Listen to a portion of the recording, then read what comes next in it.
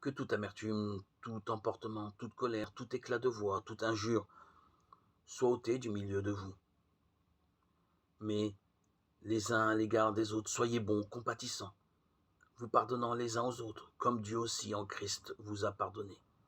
Éphésiens 4, 31, 32. Dans de nombreux foyers règne l'incompréhension, la mésentente, les disputes, la souffrance, si bien que la seule solution semble être la séparation. Êtes-vous malheureux dans votre couple?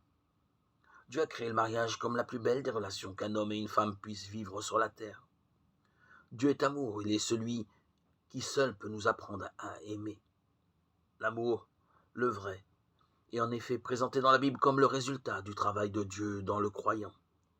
Le fruit de l'esprit est l'amour, Galates 5, 22. L'amour de Dieu est versé dans nos cœurs par l'Esprit Saint, Romains 5, 5. Il est donc essentiel de nous tourner vers notre Dieu.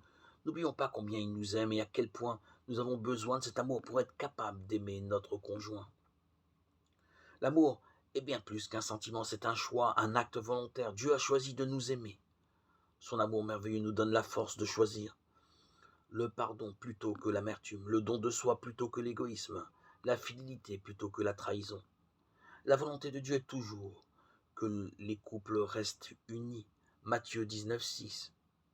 Pour ceux dont le couple va mal, il ne s'agit pas d'accepter simplement leur sort et de souffrir en silence. Dieu a le pouvoir de transformer votre mariage en travaillant dans le cœur de chacun.